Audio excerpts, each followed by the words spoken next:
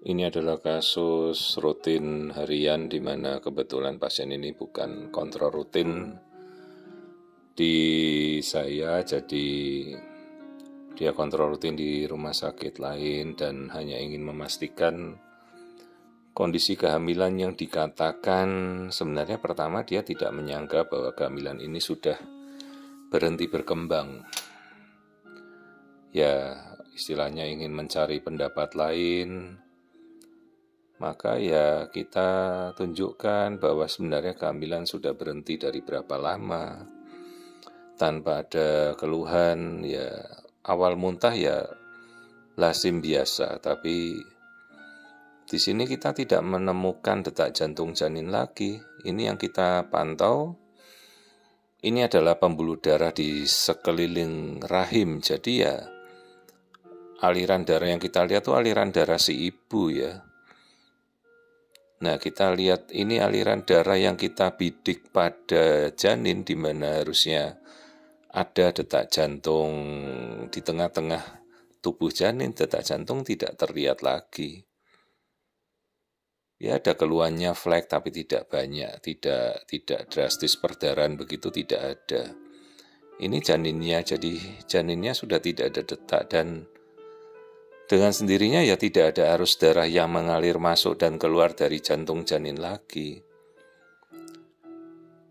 Nah, setelah kita kondisikan dan kita evaluasi seperti ini, artinya kan ya kita bisa menjelaskan seibunya agar ibunya juga sudah tidak bingung lagi perihal janin yang sudah tidak berkembang. Artinya ya bukan ditunggu lagi sebulan atau 3 minggu, tapi sekali detak jantung janin itu tidak ada ya artinya kehamilan itu sudah berhenti. Dengan sendirinya ini ada kasus intrauterine fetal demise atau janin yang sudah meninggal, janin tidak bertumbuh lagi atau keguguran.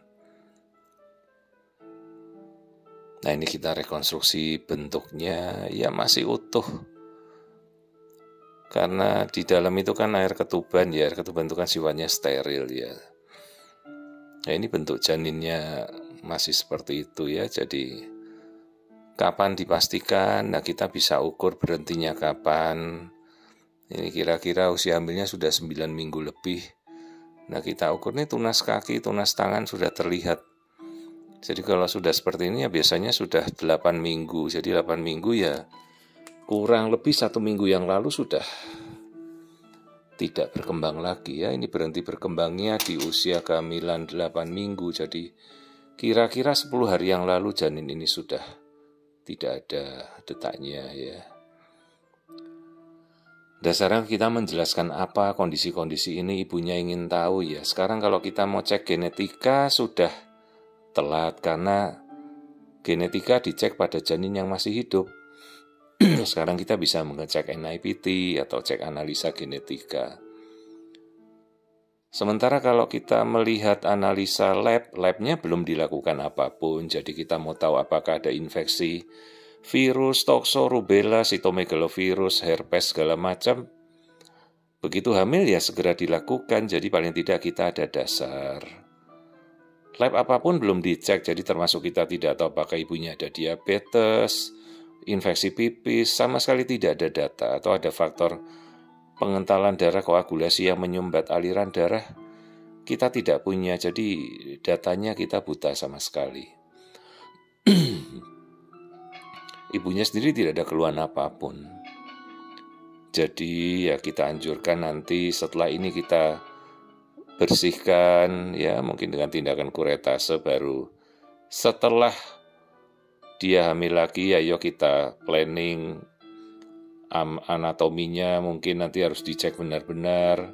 Terus kita cek genetika bisa dengan NIPT, bisa kita cek laborat standar, urin, darah, faktor koagulasi, juga tanda-tanda infeksi virus itu semuanya harus dicek.